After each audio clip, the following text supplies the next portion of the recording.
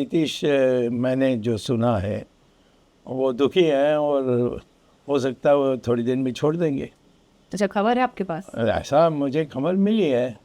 पक्की तो सोर्सेज से मिली अब है सर? हेडलाइन चला देंगे हम? नहीं, हाँ वो तो आपकी इच्छा है। मैं तो नहीं, वैसे हेडलाइन चल रही है ऑलरेडी इस पर। मैं आपके अनुसार आप जो ठीक समझेंगे आप करिए। मैं तो स्पष्ट कह रहा हूँ कि मैं नीतीश का वो दुखी है, ये मुझे पता लगा है।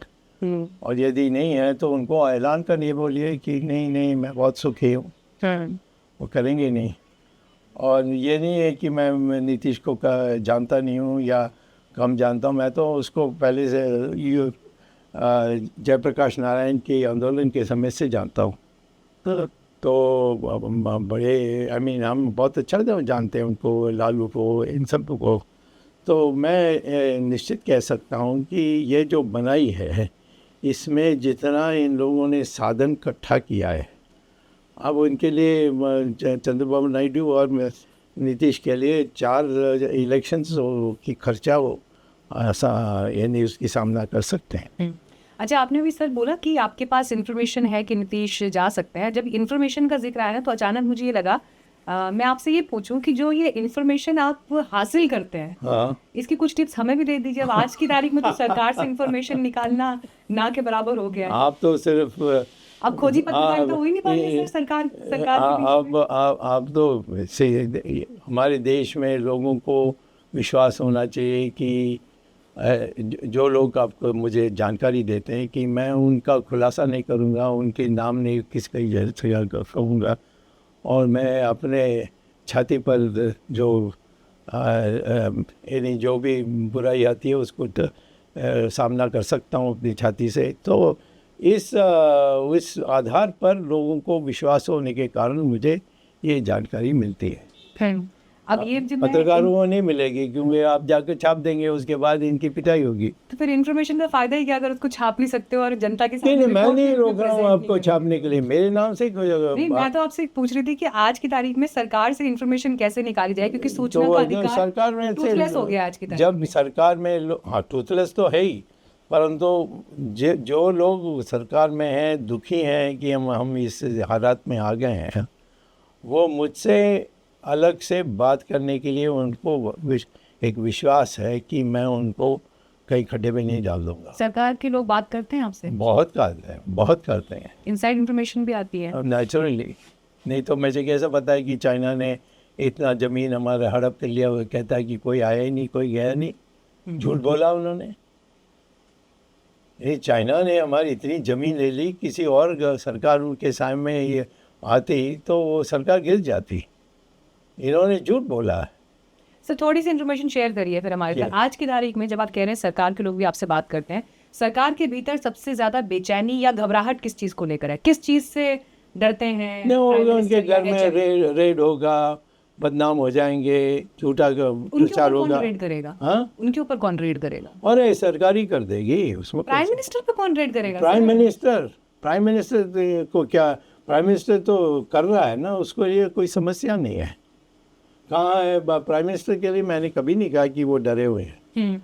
वो तो समझते हैं कि अब मुझे कोई कुछ कर नहीं सकता, कोई डर या कोई घबराहट कुछ नहीं है उनको। तो सिर्फ कहीं कोई विदेशी कोई दूसरा देश कहीं इनका कुछ खराब कर दे। जैसे अभी इनको ट्रम्प ने उनको बुलाया नहीं, जो उनकी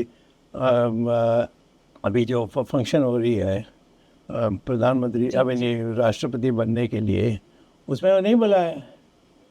और ये इन्होंने अपने दूत को भी भेज दिया जयशंकर को कि भाई किसी तरीके से हमारे लिए इनविटेशन लाओ।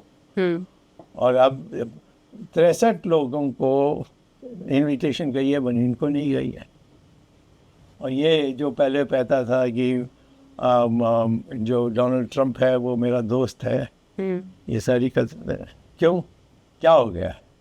कहीं ना कहीं धोखा हुआ है यार, और वो महसूस करते हैं। सरकार उन्होंने नारा दिया था अब की बार ट्रम्प सरकार। ये देखो अब फिर क्यों नहीं इन्विटेशन भेजा है? अभी तक तो नहीं भेजा। तो इसके माने कुछ हुआ है, कुछ सच्चाई पता लग गई।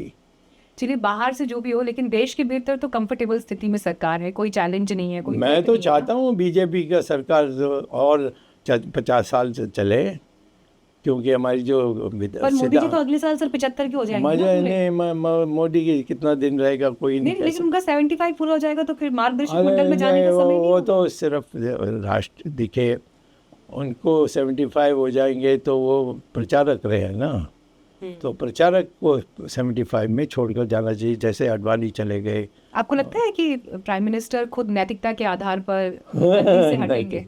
ये एक दिन भी नहीं रह सकता प्रधानमंत्री बिना।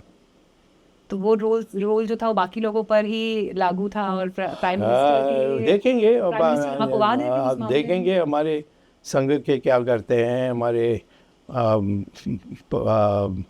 प्रचार करने वाले लोग क्या करते हैं, हमारे पत्रिका क्या करते हैं, ये सब देखेंगे चलिए आपने संघ का जिक्र कर ही दिया। हम। मोहन भागवत जी के बयान आजकल कुछ अलग डायरेक्शन में क्यों जा रहे हैं, इतने उदार या खुले दिल वाले बयान? वो एक बहुत बड़ा संगठन के एक सरसंघ चालक है। नहीं, आपका एनालिसिस क्या है? नहीं, मैं एनालिसिस क्यों करूँगा, वो अपने संगठन के तरफ से बोल रहे हैं और उस संगठन डिप्लोमेटिक का। जवाब दे रहे हैं सर, आप तो खुलकर बोलते हैं हमेशा। हाँ, खुलकर बोलता हूँ, बट जहाँ डिप्लोमेटिक सच है उसको तो मैं सच बोलना ही पड़ेगा, डिप्लोमेटिक हो चलिए आपकी नज़र में। जो लोग राजनीति को समझना चाहते हैं या तो राजनीति के स्टूडेंट्स हैं, हाँ। वो जानना चाहते हैं कि अगर मोहन भागवत जी संघ के अब अगले साल 100 साल पूरे हो जाएंगे 2025 में, और अगर भागवत जी ये कह रहे हैं कि अब हर मस्जिद के भीतर मंदिर को ढूंढने का प्रयास बंद होना चाहिए, हाँ, तो इन बयानों का क्या मतलब है? उन्हें ये क्यों वो मैं कैसे कर सकता हूँ, मैंने ना या उनसे अगर वो ये पूछा। कह रहे हैं कि कुछ लोग हिंदुओं का नेता बनने की कोशिश कर रहे हैं इन सब विवादों के जरिए, किसकी तरफ इशारा है उनका? नहीं, मैंने ये इसका विश्लेषण किया नहीं,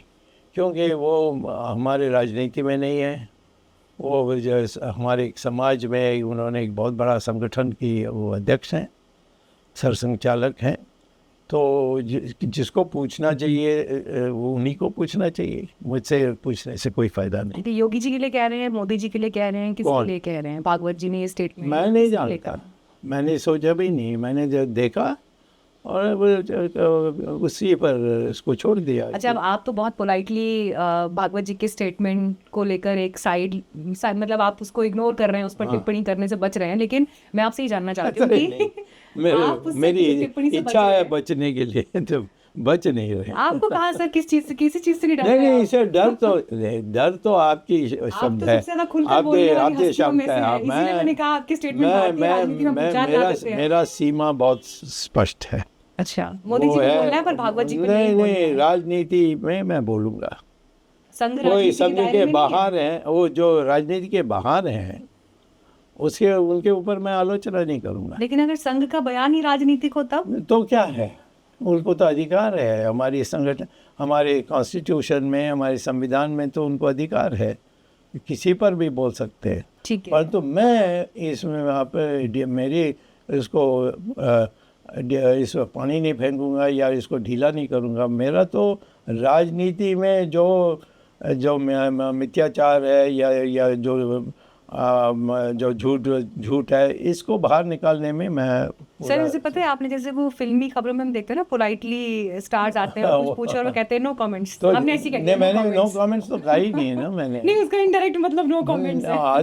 दैट इज, आप तो आपकी जो परिभाषा है उसमें आप कह रहे हैं